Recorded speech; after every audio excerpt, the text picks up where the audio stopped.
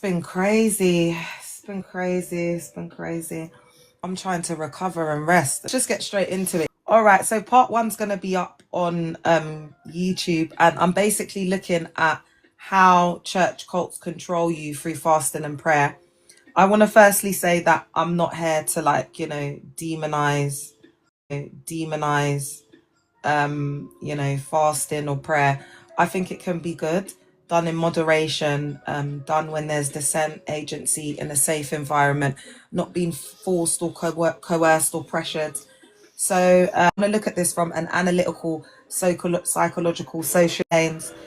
So I'm going to look at what fasting actually does from this affects our visions and dreams, because a lot of us have all of these visions and dreams we have had, and they have been very real. And I'm not here to, like, you know, discredit or minimize people's experiences, but for a lot of us, these have become quite dark and quite taunting and haunting. So I want to unpack the neuroscience behind it. So when prolonged fasting is combined with sleep disruption, chanting, and emotional priming, which is common in prayer camps, mountains, night vigils, deliverance services, you name, neurologically.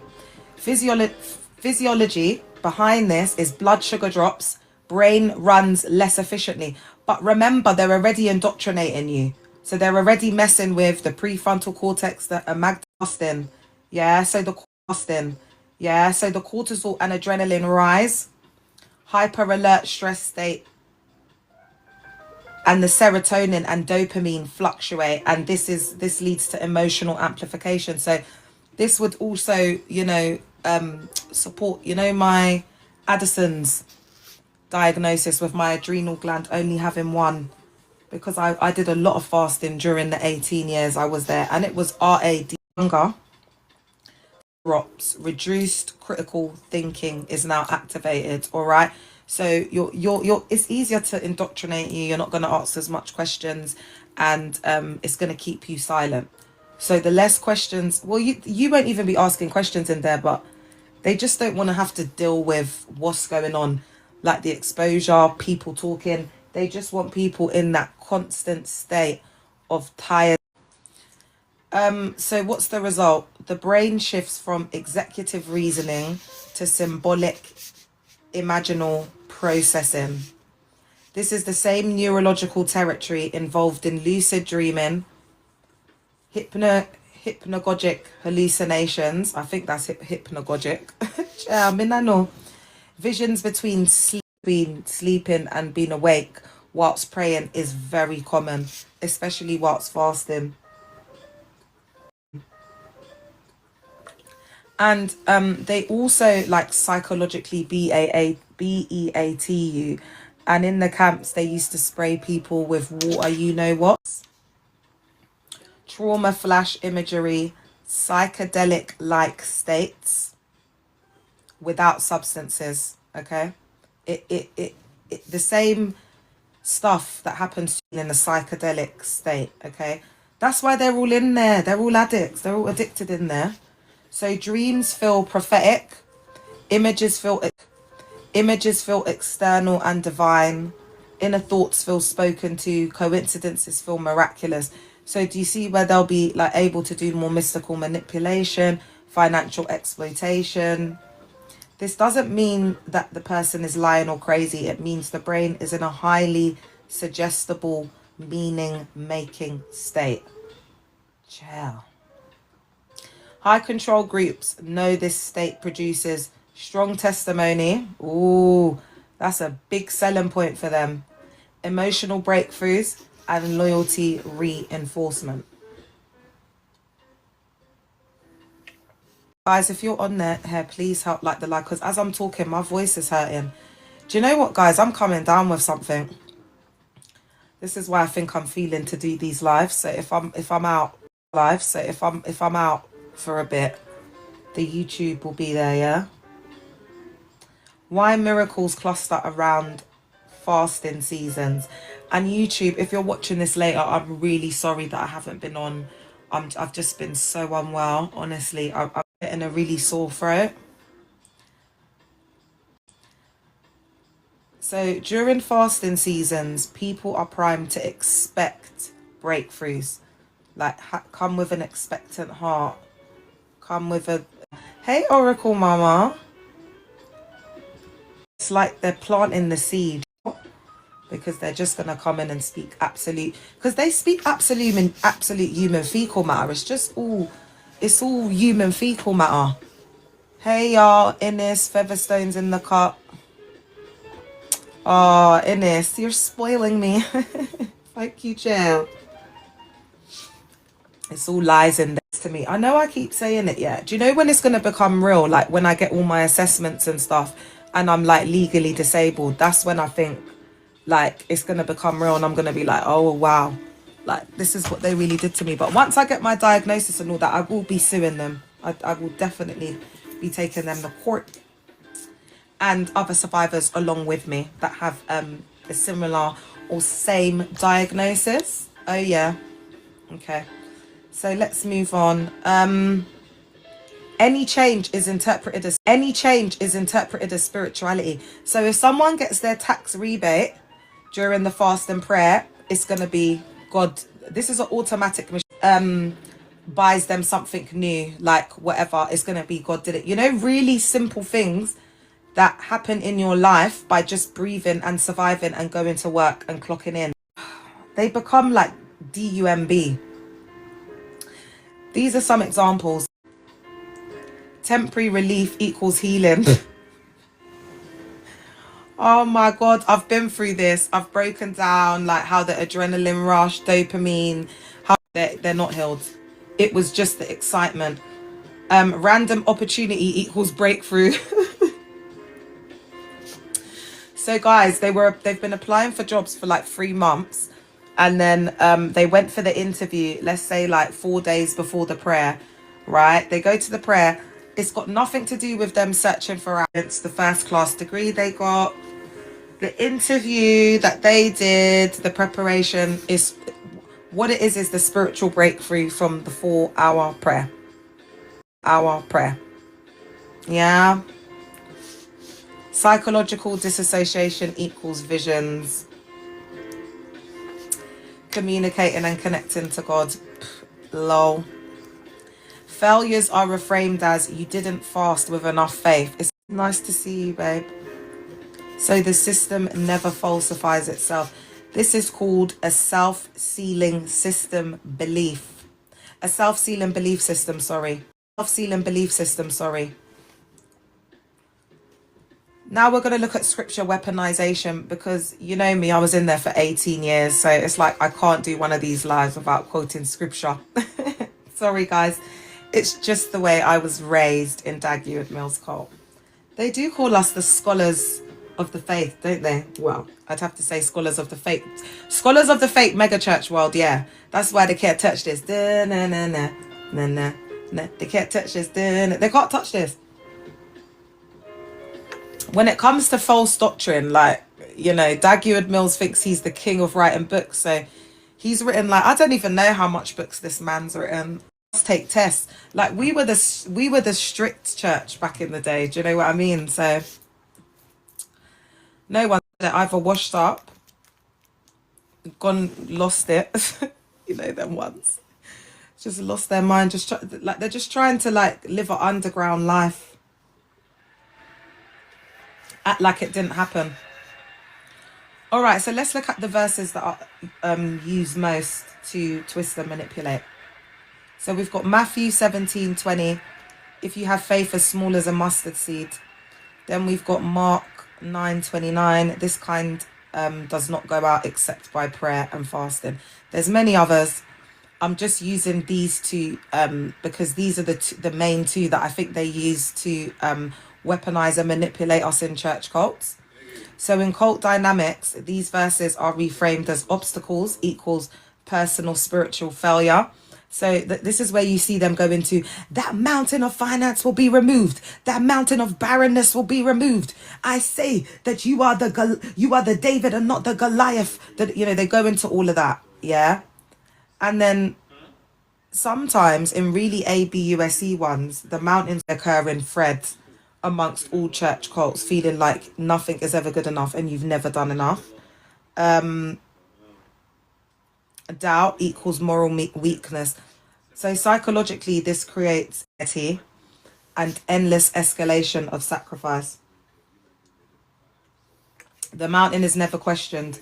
The leader is never questioned. Only the individual's faith is on trial. And what type of life you're living behind the scenes. And even you could be, you know what, yeah, you could be living the most perfect life, and the cult leader will be gaslighting you, telling you you're a sinner, you're this, you're that. It's mad in there. It's enough to turn someone insane. And that's ABUSE, okay? Now, one thing that I think about a lot, having been in these environments for 18 years, is the guided prayer. All right, the controlled guided prayer, which equals loss of agency. And this is really, really key.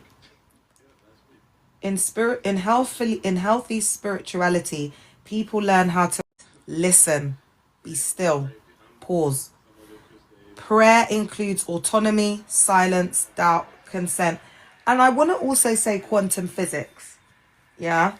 If you're really like seeking to find and knocking to get that answer, it will go into like, you know, like how, and they kind of go into this a little bit, but they go into it more from a kind of like new age lens, but it's a similar concept. Yeah. Except the new age lens has been like repackaged for manifestation and self-help. And in my psyche, I don't separate new age from the church cults. Okay. Looking at cults like NRMs, new religious movements, that it might be that they worship angels or deities or whatever, Christ. Yeah. So it's the same. So when I see these witches like converting, I'm just thinking, baby, like now you're the grand high witch where you at. Do you know what I'm saying? Like now you're doing up blood magic, all of these rituals, binding magic. You ain't free, baby. So prayer includes autonomy, silence, doubt, and consent. In cultic prayer, topics are dictated.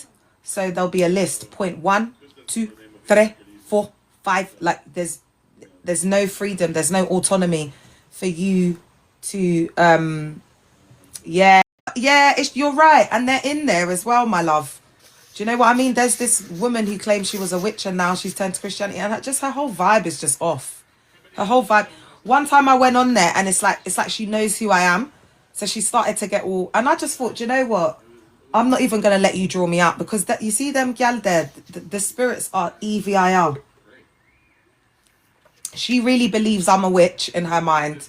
She believes I'm coming on like I'm her enemy, and she's just you just see it, the manifestation of it. Like she's absolutely raving bonkers. Like she's gone from being a witch to being in one of these mega churches to now she's just having her own faith. Like, and she's like, girl, get it together. Get it together.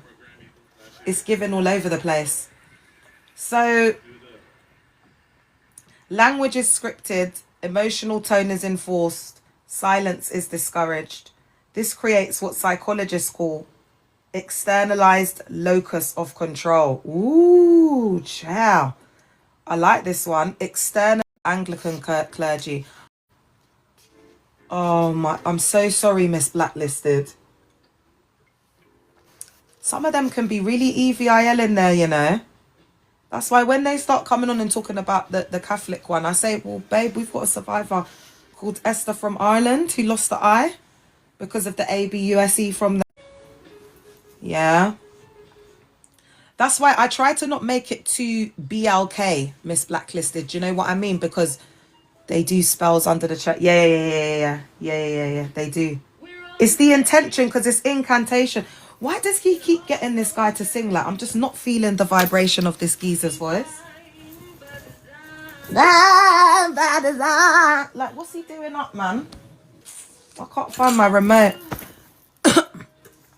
All right, guys, because I'm dehydrated, we're just going to have to bear it.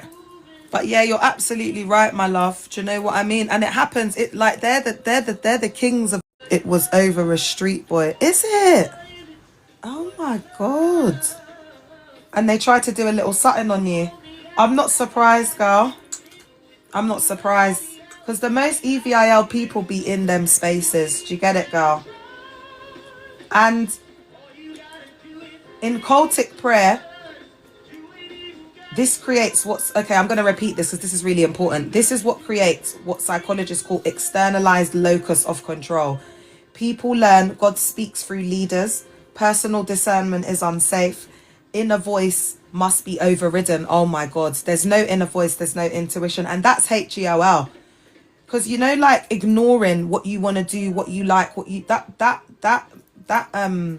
you start to be like, you know, like silence, and then it stifles you. That people even can break out into hives, you know, because of stuff like that. Like there's little things that people get, like aches, pains, always ill.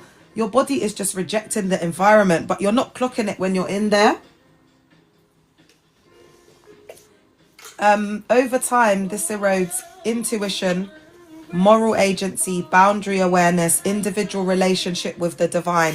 So there's not you and the divine. It's like you, the pastor. The pastor is the man in the middle. The pastor is like the plug that connects you to the source. It's not like you're going straight to the source. So whatever they're teaching you and whatever they're doing up, it's always going to be watered down. I'm just going to let you lot enjoy this beautiful jazz music in the background. One sec. I'm just trying to... Why is it not letting me challenge this? Oh, don't buoy it off. Has it frozen? You lot, can you hear me?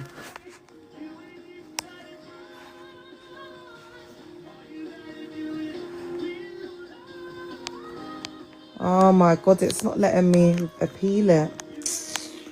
Anyway, you lot can suck your mother, man. I'm in here.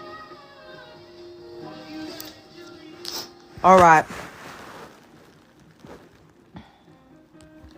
So this is really important. They don't want me to expose this.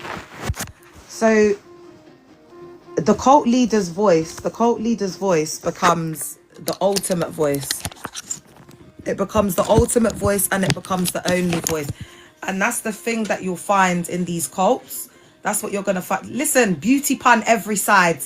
Pretty pun every side. Day, morning, noon and night. God bless me with beautiful Mona Lisa sculpted. Do you understand me? I can come on here anytime, baby. Anytime. I'm always TikTok ready, sweetie. All right, my lovely.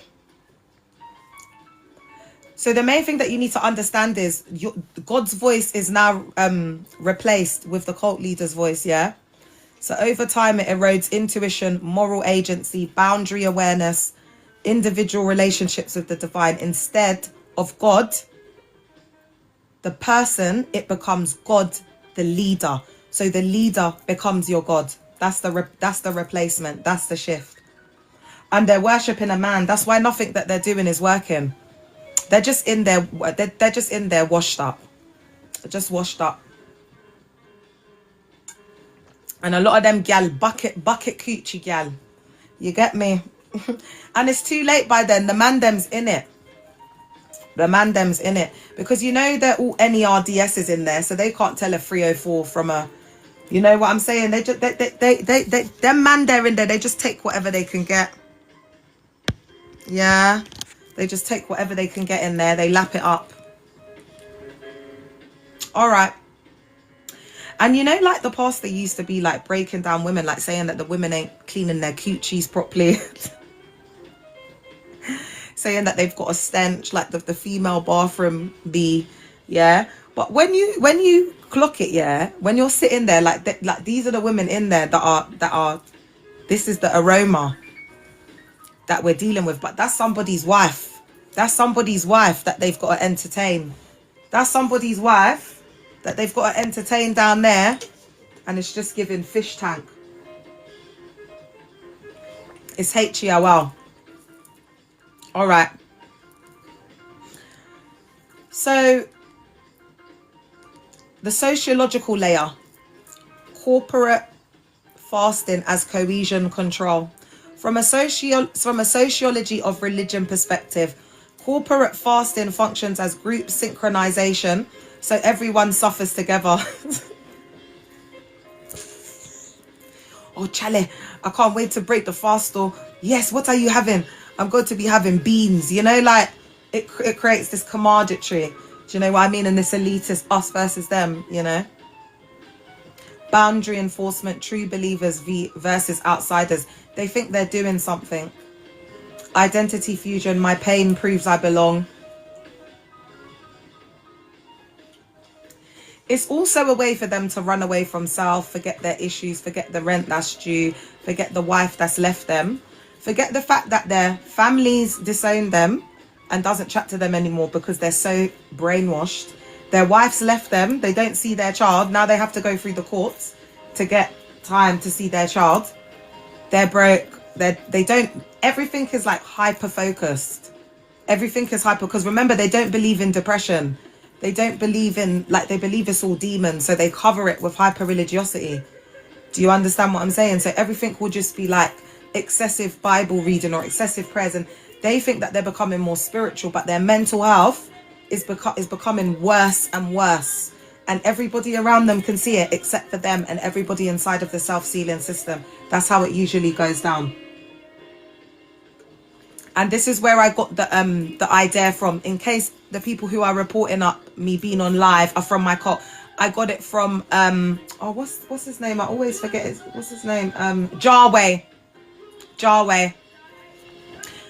was doing up a live talking about his prayer and fasting. He looks completely gone. He looks totally indoctrinated. Is he still with his wife? Are they still married? How's his family? Because I know his family's got money and have them restaurants. So are they happy that their son's completely and severely indoctrinated? But some of them don't have the, some of them just don't have, it depends, because it can be used for what did you say, abracadabra, whatever. But it all depends on like who God listens to. Do you know what I'm saying? Because the power is not in like the intent, because the only way that stuff works on you is if you don't know who you are. That's why all of them are getting sick in there. That's why all of that, because there's, number one, there's no common sense. That's the first thing. And then number two, they don't know themselves. So they're being dictated to. They're getting told what to do. They control their lives. Do you understand what I'm telling you? Because people who really walk with God, they don't have to do black magic. The people who really walk with God, they don't have to do black magic and incantations and cursing people, and they don't have to do up that. It's just a little return to sender. Do you know what I mean? Like if you want to do something for your own visual representation, because you're a visual person, or you might work with fire or water elements or whatever for you, that's different. But if you're going and I think there's more EVIL in someone getting on a flow prayer and cursing people from morning until night and using the scripture to do it, and all of their intent is EVIL and it's incantations. To me, that's the occult. That's what I view as the occult. Do you see what I mean? Because a lot of, especially African spirituality and paganism, has also been demonized. They just took all of their paganistic rituals and whatever, and just like repackaged it and used it for their own self-serving purposes, and then demonized the other people. Like this Christmas, because Christmas has been so triggering, I saw some stuff on my FYP about Yule and like where it all comes from and how like they've changed it over time, like, you know, to metamorphosize into what we know as Christmas today. And the original values and morals around it, the so-called pagans, the so-called EVIL, the so-called this, that, and the third. It's not even about, you know, making yourself sick with the thought of Christmas being around the corner, because it's all about consumerism and, you know, buying stuff that you can't afford.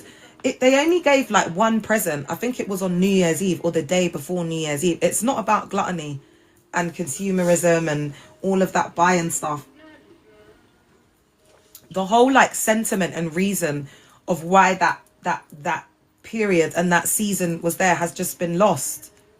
And it's really sad, because a lot of like what they demonize and they say is EVIL, when I've gone to look into it myself, not to say that I'm necessarily practicing as that, or I'm believing now all of a sudden I'm a Buddhist or I'm into Hinduism or whatever, but I can see it's not EVIL. I can see with my own eyes it's not EVIL. You're looking like the EVIL one because of what you've been doing, and not and since what you've been doing since centuries ago. Not even what you've been doing to us in this millennia, like from centuries ago. You know, this has been going on since the Crusades. You know what I mean? Oh, guys, I'm getting a bit of pain.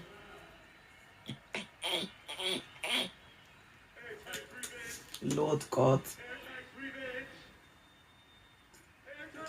May Dag feel this pain.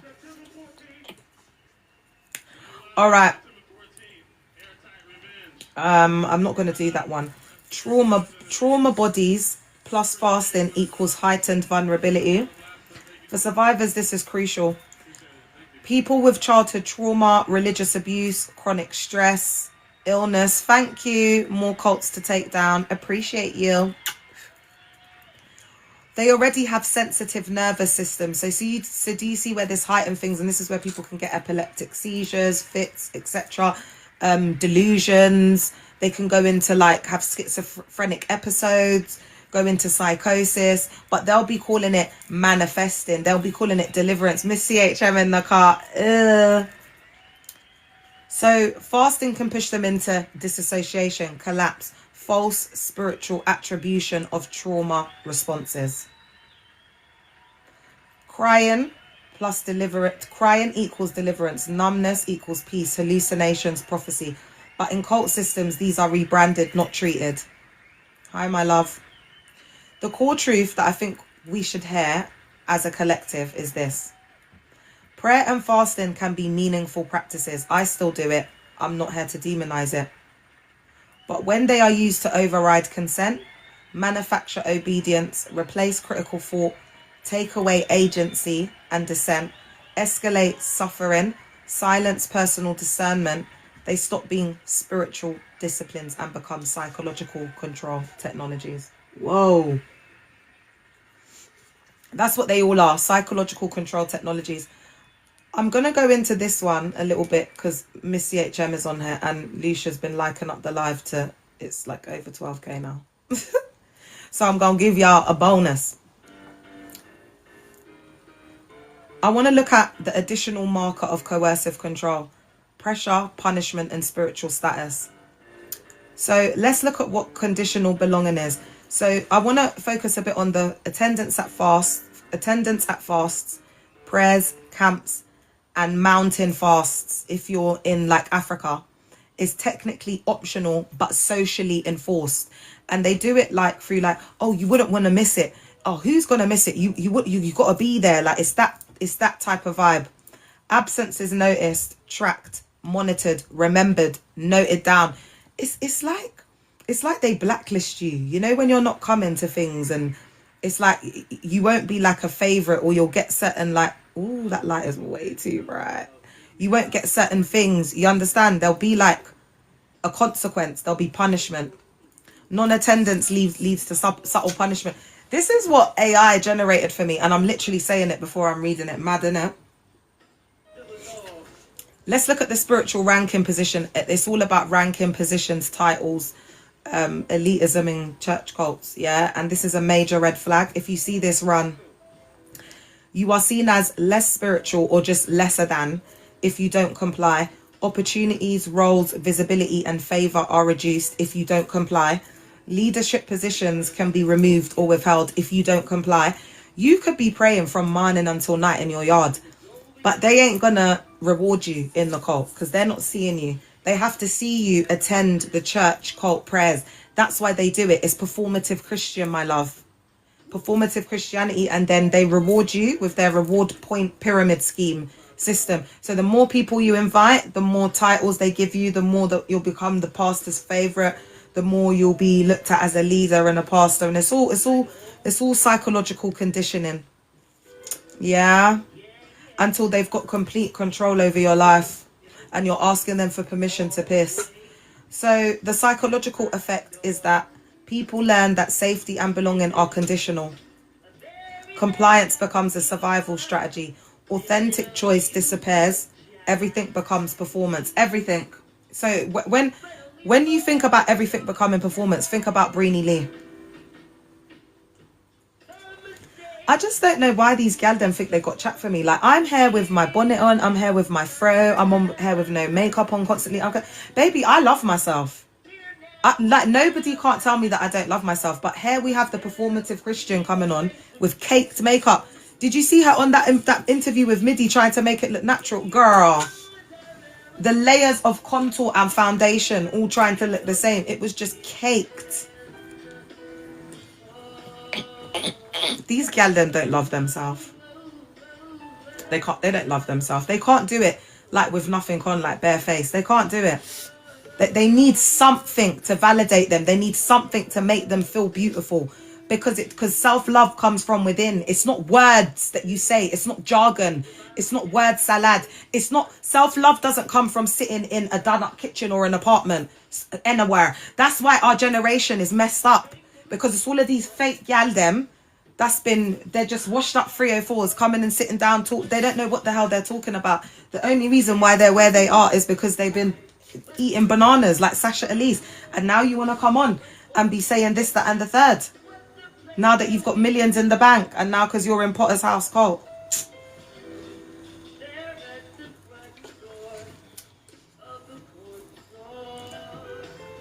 All right. Authenticity and authentic choice disappears and everything becomes performance. Dream control and meaning monopoly. In healthy faith, dreams, thoughts and emotions are explored personally. Yeah, Potter's House is a big church cult, girl. Go and look at Potter's House survivors on Facebook. You'll see 4,000 survivors on their chair. And emotions they're explored personally. I'm gonna go soon, guys, because I'm really not feeling too great. No single authority. This is huge what I'm talking about. Potter's House is huge. It's huge. It's a worldwide church cult. No single authority declares absolute meaning for dreams. So if there's like a dream interpreter, or they're claiming to be like prophets and interpret dreams and having private meetings with people and asking for offerings after giving prophetic, revelations or interpretations, then they're a false prophet, okay?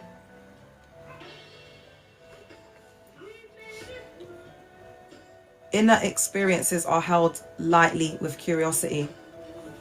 In coercive control, only the leader's dreams, visions, and emotions are elevated. Other people's experiences must be interpreted through the cult's lens or through the cult leader's lens. Anything else is rejected, all right? Your inner life is no longer yours. So you can't even see if God, the universe, source, whoever, whatever you believe in, is trying to communicate with you through dreams, because they just own your life, including the iceberg of your soul, which is your unconscious. So it seeps into the dream world, yeah? Your inner life, your inner world is no longer yours. So this is why I say that this is we need to look at this from a biopsychosocial lens, because there's this spiritual dimension, this metaphysical mention that we go into that is absolutely undeniable, that we have to unpack and look into, because people do have very real experiences. And I also am still a very spiritual being. So God means the world to me, is my absolute life and sustainer. And so I have a personal relationship with God. So I want to be able to explore this with survivors, and I want them to feel like there's a safe space to do that. But we are not religious whatsoever. I just thought I'd say that, because I'm a big believer on dreams and visions and, signs and synchronicity and all that good stuff. But it has to be done in a grounded way. It has to be done in a way that's not toxic, because with spirituality, you can use it the same way as religion, like clinging on to things for dependency, trauma bonding with signs, tarot reading, hearing a word from a tarot reader. It's the same. It's all the same as a prophet, a seer, whatever. It's all the same. It's just different deities, different intentions behind it. Except with a tarot reader, they'll tell you the truth. A pastor will lie to you and sell you invisible blessings. But with a tarot reader, at least she's, coming, or he, with an intention behind, this is what I believe my gift is. I'm selling you a service. You're paying $29.99 or however much it is, whatever it is, and you're getting a service. Yeah. In the church cult, it doesn't work like that. They just bleed you dry. There's no truth. So do you see how bad it is? That's how bad it is. Because even a tarot reader that's just trying to get your money is more transparent than a mog and a pastor, because they're letting you know that they want your money. These ones are bringing scriptures into it, prophetic utterances, calling people to the front, like exploiting people for trauma. It's just bad. It's bottom of the barrel, guys. I really need people to understand, because the people that they've been demonizing, they're 100 million times worse. Yeah. So what this looks like in practice, if you dream, it's explained to you, it's interpreted to you, that you don't even think about like trying to interpret it yourself. It's just straight to your personal profit. Straight. So why listen, don't come for our chat GBT. It's the same as your profit, babes. How is chat GBT different to your personal profit? Except chat GBT is not exploiting us and teething, and we don't have to give 10%. We don't have to upgrade. If we should upgrade, you know, guys, because we used to give tithe. That's what I was thinking about the other day, Jill. What's the difference? And with chat GBT is safer, because they're giving us evidence and they're giving us factual information from Google. Your pastor can't even prove how he's hearing or where he's getting these things from. We should just believe him. Why? Because he said so, because God said so. No, babe, that ain't gonna run. Not in 2026, not with the new generations. It ain't gonna run. Do you think they're gonna be around in 20 years? Hell no. They ain't gonna be her. Not like the way they have been. They ain't gonna have the power like they have been. No way. They're losing power every day. And that Drisky skit did not help. It really didn't help. All right. If the leader dreams, it's revelation. When you dream, it has to be explained to you. If your dream contradicts doctrine, or the leader, or say like you hear from God, like, oh, the leader has gone the wrong way, like, you can't say that in a cult, because the leader's right and you're wrong. So it's ignored or demonized, or you're demonized, or you're pushed out, or everybody will start talking about you. You get blacklisted. You become the black sheep of the cult, because they would rather lose you than you be in the cult infecting a whole branch. So they push you out, because there's excommunication, there's discarding, and then there's just when they just push you out, they try and mad up your head. I think now how they would probably try and do it is just make you feel like an outsider. All right. And the result is you've been through it. Yeah. Girl, I'm going to say ruined, past tense. They ruined our life. Official posh in the car. We're moving forward now. You know them ones, girl. We're moving forward, because we shouldn't allow them to destroy us. You know that. Like, you see, my birthday, I had a whole thing planned. It wasn't even much, but it was just family, you know, like a little private dinner, whatever. And I've had to cancel because I can't drive my car. I'm ill. I can feel all my throat. I'm coming down with something. You can hear it in my voice. So the most I've got is a little nightingale for myself. But do you see what I mean? I've had to like accept these like I've had to like fix my expectations and like accept this life that I have as a result of this cult, and still not make my heart turn cold and be bitter and hate them. So that takes a lot of strength, babe. We're strong. We're strong. And even if you do have hate in your heart, that's still strength, you know, because you're working through your emotions and you're being honest and you're saying, do you know what? I'm not there. I'm not there yet. It's the idiots that are saying, oh yeah, I've forgiven her, blah, blah, blah. Like, all of these people claim they're Christians. They're not. They're not. Because they haven't forgiven me. They wouldn't take me back in their church cult. Do you know what I mean? I've been blacklisted for life. And I don't care. I don't care. So you get the loss of psychological sovereignty. So your ability to like connect, communicate with God, inner experiences become unsafe unless externally approved. So you stop trusting your own mind and your own self. That's why when you come out of a cult, you have to learn to start trusting yourself again. Saturation, indoctrination. Why everyone dreams about the leader or dreams about the cult, or equates or translates or transmutes the dream to being about the cult leader. When people are listening to the leader overnight, reading only his books, studying only his materials for exams, hearing sermons sourced only from him, watching live prayers daily, immersed in his language, metaphors, and fear-based programming and narratives, the brain has no alternative symbolic material. So of course, dreams features him, feature him, are about him. Visions resemble his imagery or the cult or the narrative or the nature of the dream. So if your cult's into a lot of demons, casting out this, that, like dag, you're going to have a lot of dreams around demonic, a lot of sleep paralysis, a lot of just like, because they open you up to this realm out of selfishness, ego and money, because they believe none of it themselves, but they're real laws in the universe. This is not spirituality, it's neurocognitive saturation. Let's look at the fear-based spirituality and the nervous system, okay? When prayer becomes spiritual warfare, fighting demons, aggressive declarations, and constant alertness. So this is the us versus them, the demons, them creating an enemy. The nervous system never rests. It never rests. You're never in rest mode. You're always in fight or flight. They're always fighting someone. This is why I'm like this. Because you're always fighting someone. There's always an enemy. There's always an attacker. There's always someone looking over your shoulder. That's no different than being in a gang. That's how they move psychologically. Psychologically, you're in a battle. You're in a battlefield. Psychologically. There's even a song Helen Baylor done, and it goes, I know I'm gonna sing this out of tune. Another soldier down. Don't give up the fight. Over. I'm singing it so out of tune. But the whole point is that it's got another soldier down. So it's the whole ideology that we see ourselves as soldiers. And what she's talking about of another soldier down is when someone's left the faith or left the church cult or gone back to the world. Helen Baylor is a proper old school gospel artist and pastor. So this is like really radical, you know, Christian worship tunes.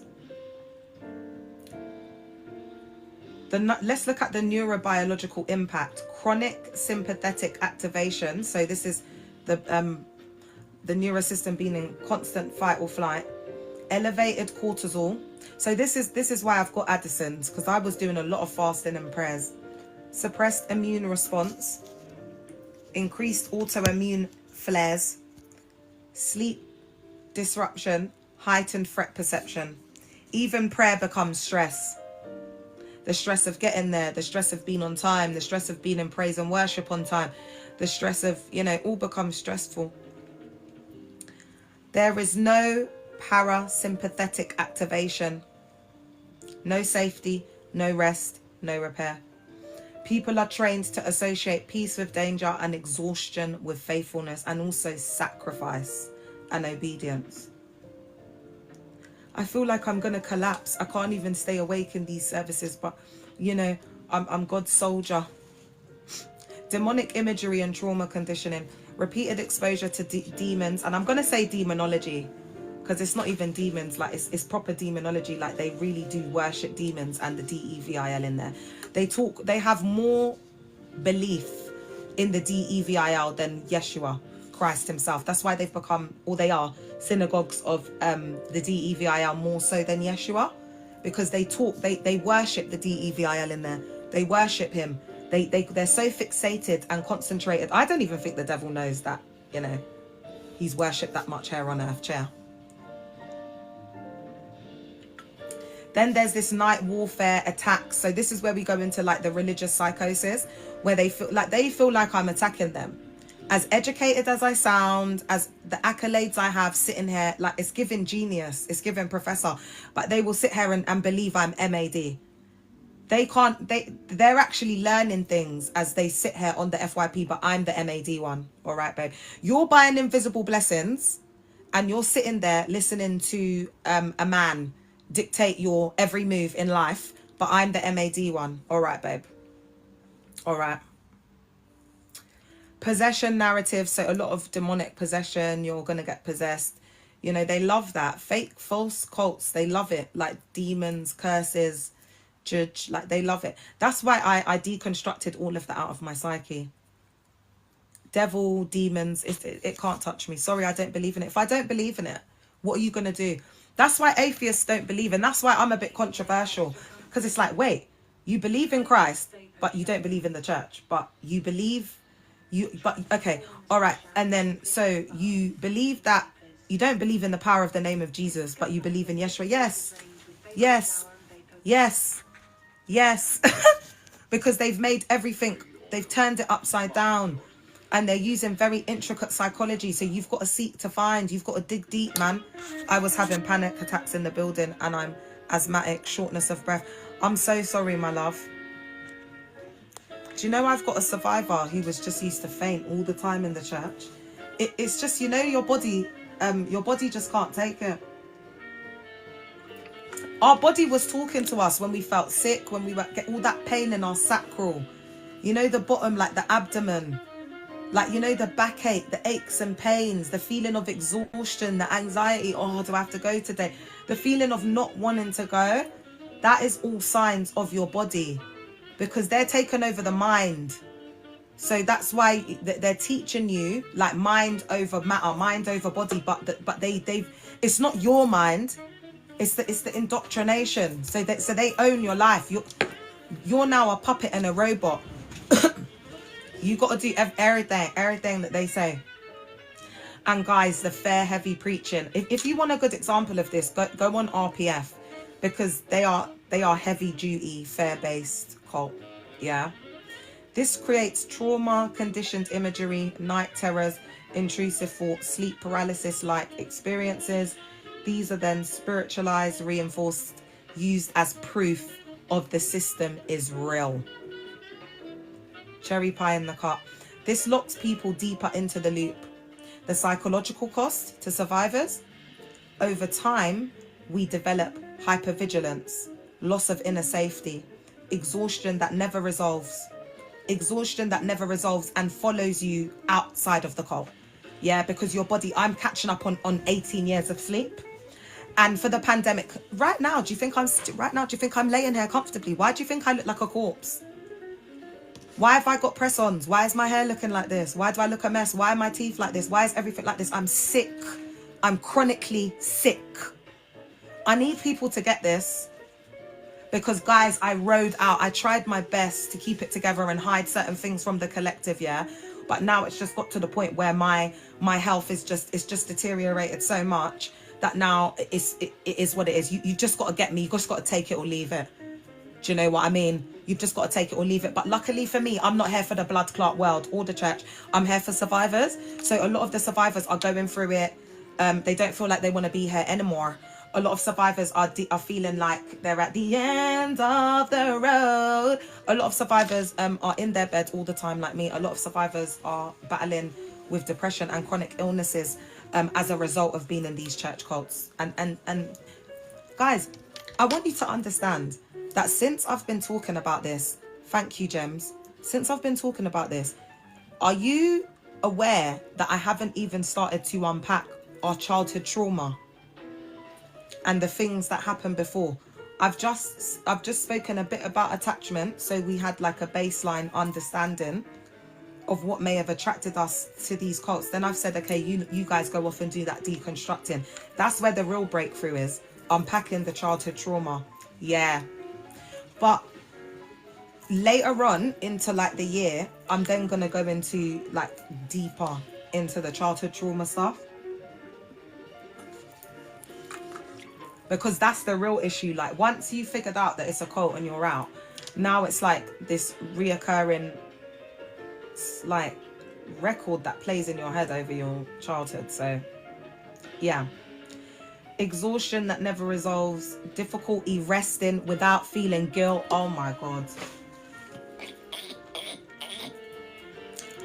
When, you know, like when you rest, you feel like a bum. That's the only way to describe it. You could have been working all week. You know, you could have saved the world. Do you know what I mean? Like you might as well call me bloody Dora. Remember Dora, the woman that was helping the kids in Africa that they duppied off? All right, that's a bit of it's not an exaggeration though, because we got the same heart chair. Do you know what I mean? Like Dora's doing her thing there, I'm doing my thing for the survivors, innit? Like, but still, with everything I do, I'll just be sitting there like, oh my God, I'm a failure. I'm such a bum, I haven't done enough. Guys, how many times have I come on the live and been bawling my eyes out? I just haven't done enough. The movement's not where it is. But I feel like all of those times of me just being like vulnerable, just transparent, just saying how I feel, like those are the times that I feel like I've reached out to survivors the most. And that's why I don't really care about like numbers and views and things like that, because it's like we're building a movement.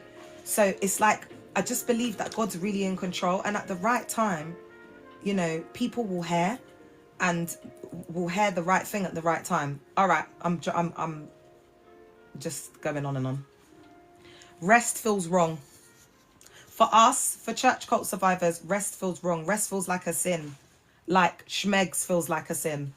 But don't worry, with schmegs, after a while, chair, you just start enjoying it. But the rest is a bit harder. The rest is harder. Maybe because the schmegs feels good. That's if you've got someone that knows what they're doing though. You know, and gal them, please don't be desperate pick-me's that are dealing with small fruit in the fruit bowl that, you know, it does nothing for you. It's not satisfying you in any way. You're just absolutely with this person because you're insecure and you don't want it. You can't stand to be by yourself. Ladies, let's not do that. Let's not do that, especially when the fruit bowl is small. Guys, I'll never forget when I was sleeping with this guy, yeah. Guys, I'm not even going to lie to you yet. Guys, if I say this, it's going to sound so perverse. So I'm not going to say it like this. But I'm just going to tell you that I've seen, like, small kids. I'm talking about, like, the age of 5 and under with bigger, you know, like, areas than this individual that I'm telling you about. Like, there are some brothers, oh, my God. They're just, that's it for them. They might as well just live a life of, you know, lifelong celibacy. All right. So that is not faith. That is nervous system captivity, when rest feels wrong, silence feels dangerous, and peace feels suspicious. So a lot of the time, if there's just calmness, there's no one to speak to, no one to reach out to, no one to...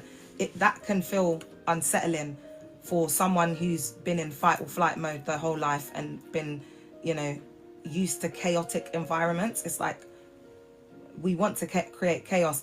And that's why these church cult spaces feel like home, because there's always chaos. I mean, it's a chaotic, I would call them chaotic high control, or high control chaotic environments, because they are very chaotic. The core truth, and this is where I think I'm going to end tonight, guys, and then I'm going to talk about, because I've got loads. If your spirituality or your religious system or your church never allows rest, there's another thing. Oh, let me put up this picture, because you know what? This will be really good if I can find this, because I feel like I found this. It wasn't. Oh yeah, this was it, chair. I saw this on a live and I said, I'm going to take this and make a whole piece on this. We will sleep until the resurrection. And even with this picture here, can't you just feel a real darkness to it? A lot of them just have so much trauma that they project a lot of their just sad lives onto others, and they see this very beautiful story of love and unity and togetherness and sacrifice of love, and as just really dreary and dark. And because that's the lens they're looking through life, through the lens of trauma, covering it with hyper spirituality.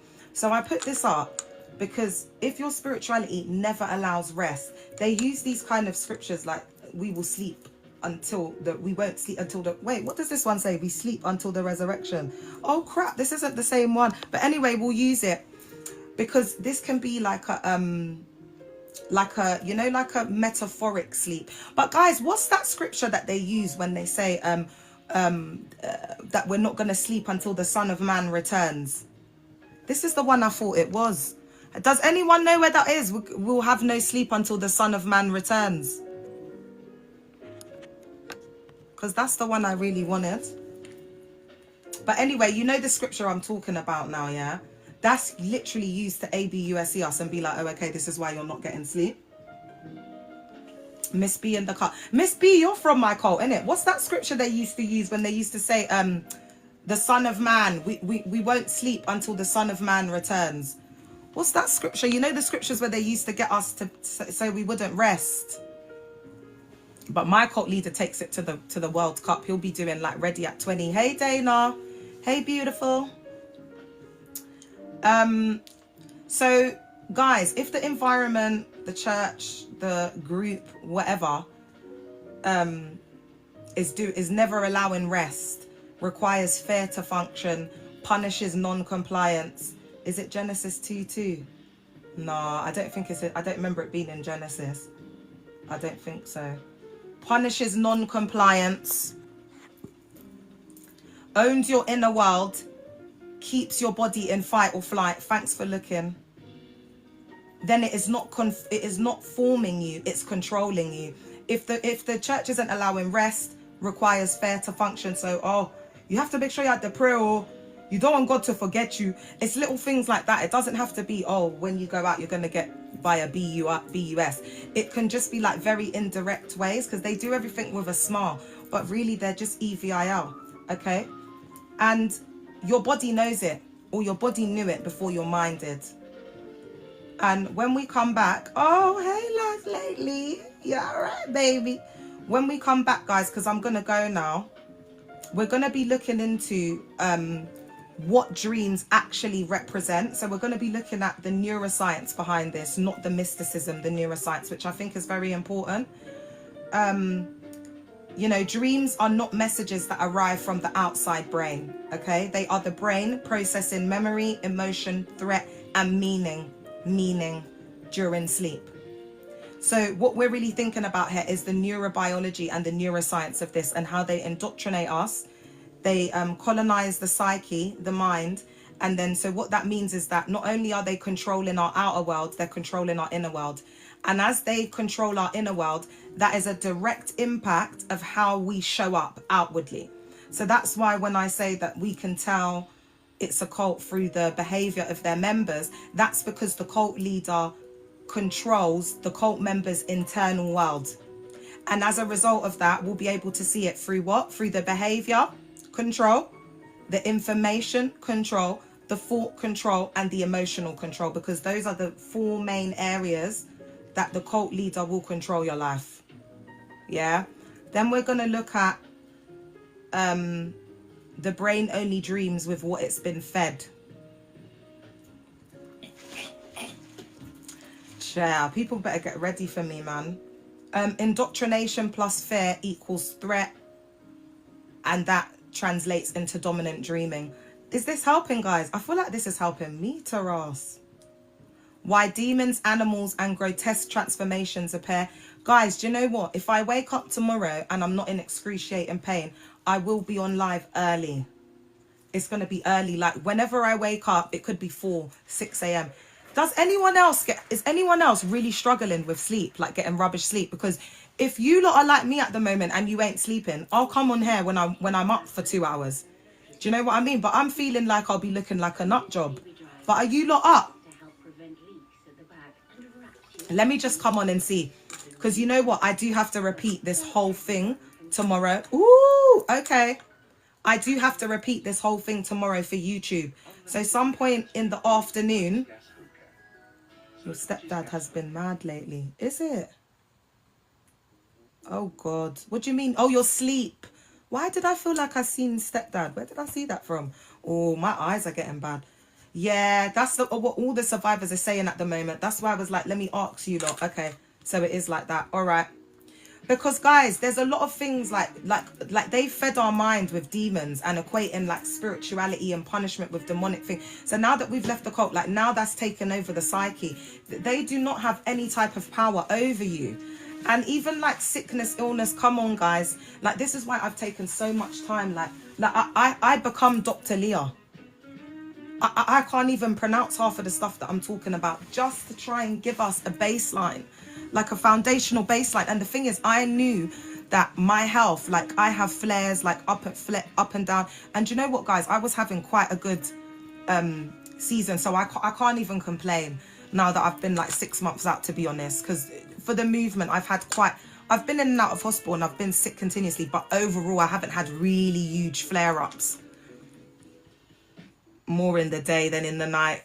Okay, yeah. And that might be why I'm not seeing the survivors on as well much in the day, because I do get more of you in the night and early morning. All right, thanks, guys. And then we're going to be looking at how cult leaders get into your unconscious. And do you see why that's why you don't have an unconscious bias? Do you get it? Because the cult leader takes over every element of you, of self. Why dreams feel spiritual in cult environments. Fear-based theology hijacks the unconscious. Why this damages the body, the autoimmune functioning, anxiety and exhaustion, and the key truth survivors need to hear. And I want to end with this, even though I'm going to be ending with this tomorrow, but I think this might be quite nice. And then, as I said, guys, I'm going to go and have a little snack, have a little sleep. And then if I just keep waking up at these mad times, I'll just come on. But I want it to be more neuroscience-y and a little bit more physical-y when I come on at that time. But anyway, let's just see. Let's just see. So this is for anybody who's on the periphery, sitting on the fence. You've left, you're still not sure, you're confused, you're like me, whatever. If your theology fills your walk in life with fear, control, and threat, your brain will carry that into your dreams, your inner world. Not because God is speaking, but because your nervous system is trying to survive. And on that note, I'm going to love and leave you. Love you guys. You may see me back later. Oh God, do you know what? I don't even care. Even when I look, I'm ill, my hair's all, I just love myself. Night to you all. I just love myself. I don't care. And do you know what? That's really what men and people are attracted to, is the self-love and the confidence. I'm telling you. Anyway, guys, I love you. I might see you, if not early hours of this morning, like crazy girl times, then I will see you like in the morning. Okay. Oh, I love you guys so much. I wish I could stay, but I've got to have balance so I can be strong. I'll see you guys soon. Love you loads.